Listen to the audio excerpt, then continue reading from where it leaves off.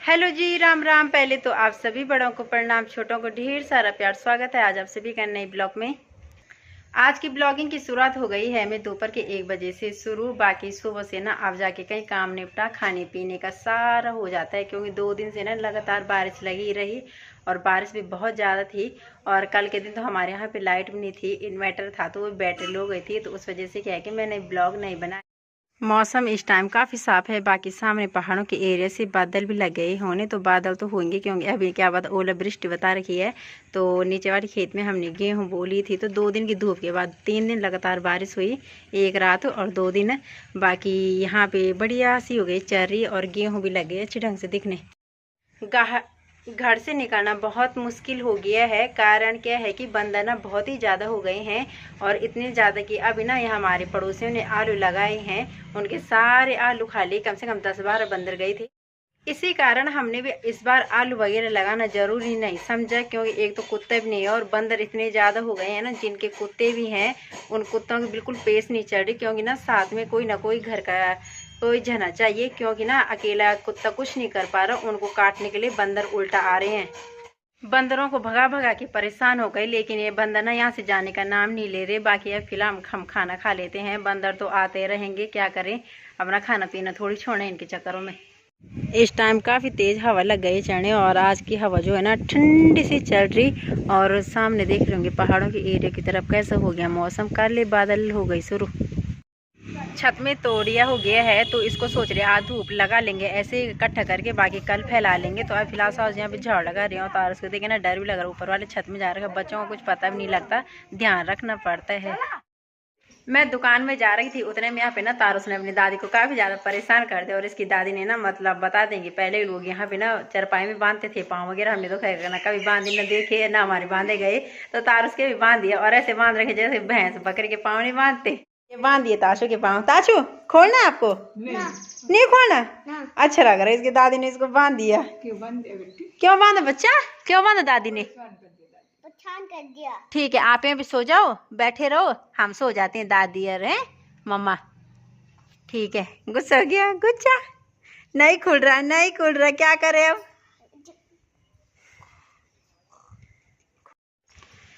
तो हमारी ड्यूटी लगे है जंगल आने की। बाकी 3-4 दिन से आए नहीं गए, क्योंकि बारिश भी हो रही थी, और बारिश में तो आए भी नहीं जाता रहे, उससे 1-2 दिन पहले नहीं आए। तो अभी हम सोच रहे कि चले जाते हैं, क्योंकि फिर ये ना साथ में ठीक भी रहता है, और अकेले कैसे जाना।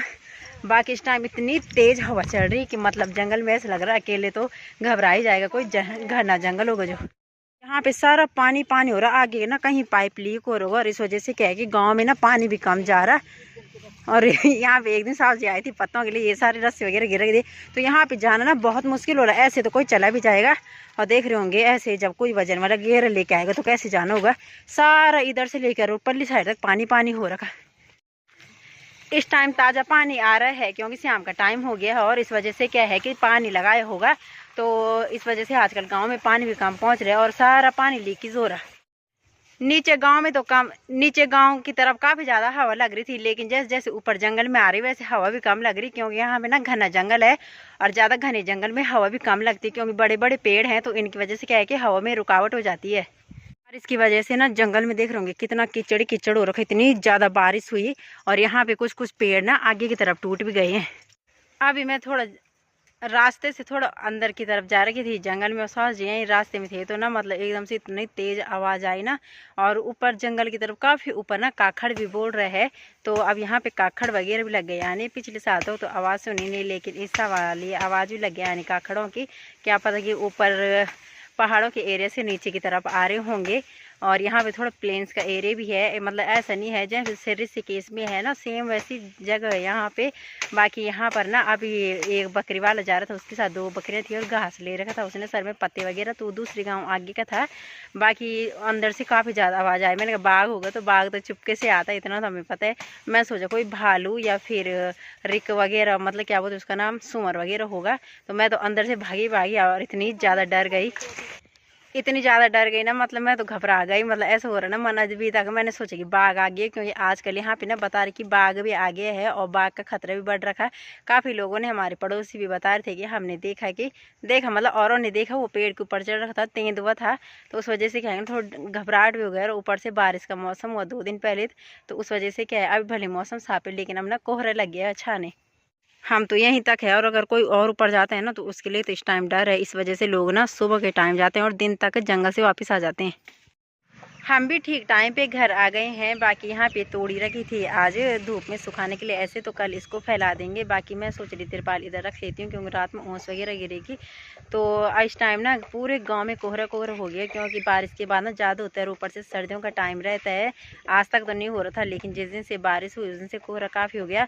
और इस टाइम ऊपर जंगल की तरफ दिख रहा है ना, पूरा अंधेरा छा गया है। और वहाँ पर ना काफ़ी ज़्यादा गोलियाँ भी चल रही थी ऊपर जंगल की तरफ। उस साइड तो हम आज तक कभी गए नहीं। वहाँ ना गाँव के कुछ लोग जाते हैं क्योंकि काफ़ी ज़्यादा दूर है। हम तो यहाँ मंदिर तक ही जाते हैं, इतना दूर जाना भी नहीं होता। पता नहीं अब बाघ आ रखा था या फिर काखड़ के लिए भगा रहे थे। वैसे काखड़ के लिए तो इतनी ज़रूरत नहीं पड़ती गोली वगैरह, वो तो बस एक घास भूस खाते हैं और कुछ नहीं खाते। बाकी अब कुछ जानवर वगैरह आ रखा होगा तो वो बात अलग है। पहाड़ों के एरिया तो बिल्कुल भी नहीं दिखाई दे रहे और पूरे तरीके से ना कोहरा हो गया है, क्योंकि सर्दियों के टाइम ना कुछ इस तरीके से रहता है मौसम।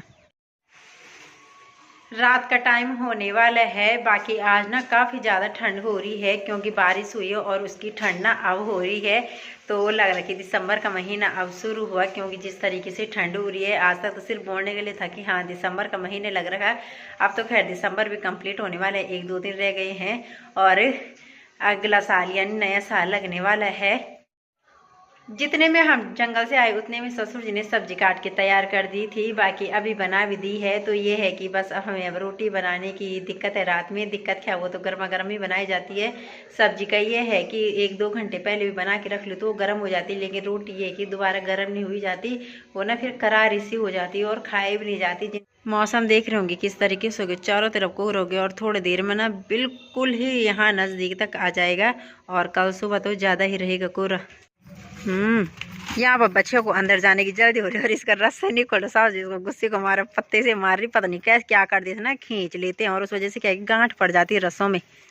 बच्चे भी बड़ी मुश्किल से खुली, एक तो इसने ना इतनी आफत निकाल दी, कम से कम 10 से 15 मिनट हो गए। बच्चे भी गाय के पास चले गए और बच्ची गाय ना एक जोर जोर से धक्का मार रही बच्चियों को कि जा तो अंदर जाए, यहाँ पे तेरी जरूरत नहीं है। तो इन जानवरों के साथ ना यही होता है, एक बार अगर रस्से वगैरह फंस गए ना और हाथ में फंसने के ज़्यादा डर रहता है। इस वजह से क्या है ना उंगली वगैरह नहीं डालनी पड़ती रस्सियों के अंदर है। तो अब बेजुबान उनका क्या है, अब तो यहाँ तो अच्छे खासे इंसानों का पता नहीं लगता, वो तो बेजुबान है। बाकी ये है ना कभी उंगली वगैरह फंस जाए तो टूटने का, कई चीज़ फ्रैक्चर होने का डर रहता है। तो ऐसे डर भी होता है जानवरों के साथ, का भी पैर वगैरह लग जाता है।